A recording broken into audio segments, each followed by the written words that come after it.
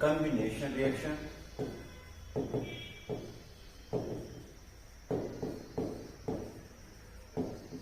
हमने क्या बोला था? हमने बोला जब दो चीजें आपस में मिल जाएंगे तो वो थर्ड चीज बनाएंगे। यहां से हमारे पास ए एंड बी, ये एक ही चीज हमें बनाएंगे, ठीक है। दो एलिमेंट्स आपस में मिल जाएंगे, थर्ड एलिमेंट बनाएंगे। This is combination reaction.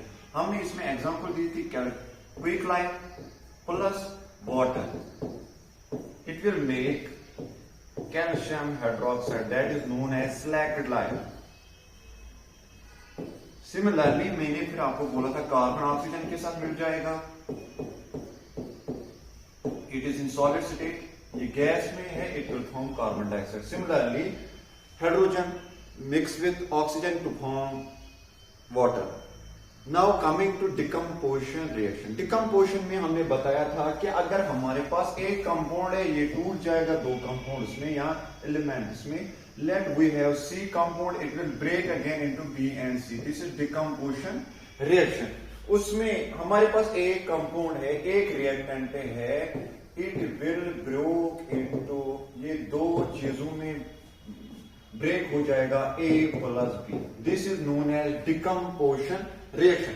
इसमें हमने एग्जांपल दी थी कि हमारे पास अगर कैल्शियम कार्बोनेट है, जिसको आप लाइमस्टोन भी बोलते हो, on heating it will be broken into quicklime plus carbon dioxide. This is decomposition reaction. आज हम पढ़ेंगे डिस्प्लेसमेंट रिएक्शन। डिस्प्लेसमेंट रिएक्शन क्या होती है?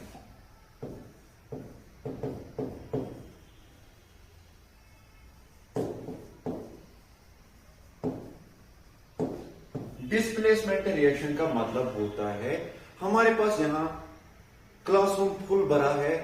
मैं आपको एक एग्जांपल देता हूं, ये क्लासरूम फुल भरा है, सारे बच्चे अपने अपने चेयर्स पे बैठा है। अब वहां से एक बच्चा आ जाएगा, उसको भी बैठना है, लेकिन उसको बैठने के लिए किसी एक बच्चे को उठाना पड़ेगा, ठीक है। वो आएगा, वो किसी वीक बच्चे को उठाएगा, इसको बोलते हैं हम डिस्प्लेसमेंट रिएक्शन। एक आता है जो स्ट्रांग रिएक्टिव स्पीशीज होता है, जो स्ट्रांग होता है, वो दूसरे वीक स्पीशीज को डिस्प्लेस करता है। This is known as displacement reaction. Simple है, हम एक एक्टिविटी पर पढ़ेंगे इसमें। अगर हम एक टेस्ट ट्यूब लेंगे, इसमें सिंपल दो टेस्ट ट्यूब हम लेंगे, इनमें हम कॉपर सल्फेट सोल्यूशन लेंगे। It is blue in colour, copper sulphate solution. This is copper sulphate solution. अब हम क्या करेंगे इसके बाद हम करेंगे, हम नेल लेंगे, नेल्स हम लेंगे, दो नेल्स हम लेंगे, इसमें डिप करेंगे, एक ऐसे ही रखेंगे हम। कुछ टाइम के बाद जब हम ये नेल निकालेंगे, ये पहले अलग कलर की थी, इसका कलर ही नहीं सिल्वर टाइप था, यहाँ नॉर्मल कलर था, अब ये ब्राउनिश हो गई। What is the thing that occurs, जिसकी वजह से जो ये नेल है ये ब्राउन कलर हो गई? This nail will change its color. क्या हुआ इसमें? दूसरा चीज, जो कॉपर सल्फेट सोल्यूशन पहले ब्लूइश था, अब ये चेंज हो गया इसका colour, it furnishes its colour. हुआ क्या इसमें? It is because of displacement reaction, ठीक है। हमने एक्टिविटी में क्या किया, हमने दो टेस्ट ट्यूब्स लिए, दोनों में कॉपर सल्फेट सोल्यूशन ले लिया।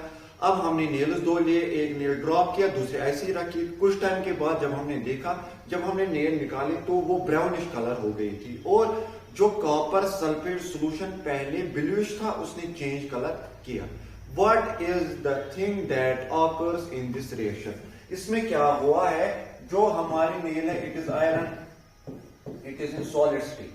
अब क्या हुआ, copper sulphate solution it is aqueous,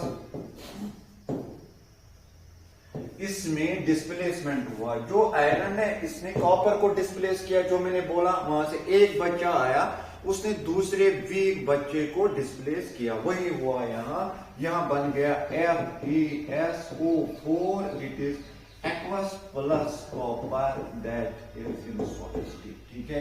इसने डिस्प्लेस किया कॉपर को। This is known as displacement reaction. Simple है, जब एक एलिमेंट दूसरे वीक एलिमेंट जो स्ट्रांग एलिमेंट है, जो रिएक्टिव एलिमेंट है, वो दूसरे वीक एलिमेंट या कंपाउंड को डिस्प्लेस करेगा, that is known as displacement reaction. हम फर्दर एग्जांपल्स में देखेंगे। अगर हम जिंक लेंगे कॉपर सल्फेट सॉल्यूशन में, similarly zinc will replace copper, that is known as zinc sulphate plus copper. ठीक है, in this reaction zinc displaces copper, so this is known as displacement reaction. Similarly अगर हम lead लेंगे and साथ में हम copper sulphate solution लेंगे, lead will replace copper, that is displacement reaction, simple reaction। इसके बाद हमारी एक और reaction, that is known as double displacement reaction। Double displacement reaction occurs in those compounds where there is a formation of ions। Double displacement reaction occurs in those solutions where there is formation of ions।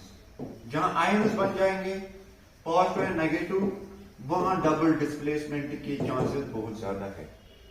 Simple हम एक reaction लेंगे, हम क्या लेंगे, हम लेंगे sodium sulphate. Okay, this is in solid form. साथ में क्या लेंगे हम, बेरियम क्लोराइड सॉल्यूशन एक्वस। अब क्या हो जाएगा, यहां क्या बन जाएगा, यहां बन जाएगा जो बेरियम है उसने सोडियम को रिप्लेस किया, that is barium sulphate. It is precipitate,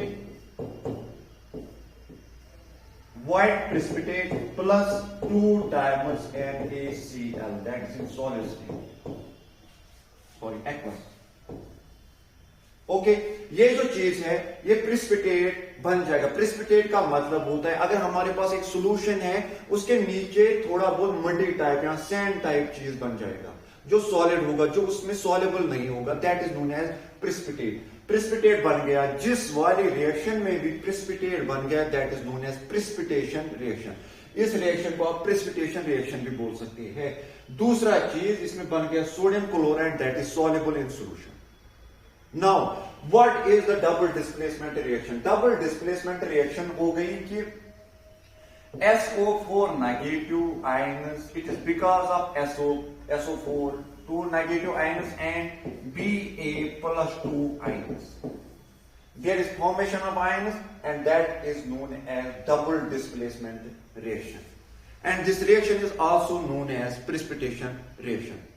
Hence, in conclusion, we can say that we have studied 4 types of reaction. One is combination reaction, in which 2 different elements combine each other to form a single product. Then decomposition reaction, single product give back reactants and products. Now today we have discussed about decomposition reaction, displacement reaction and double displacement reaction. Displacement reaction mean that one reactive species displaces another weak, less reactive species. We have taken example of iron with copper sulfate solution. Iron replaces copper, that is known as displacement reaction. Then we talked about double displacement reaction. When there are formation of ions that forms precipitate, that is known as precipitation reaction, and that type of reaction is known as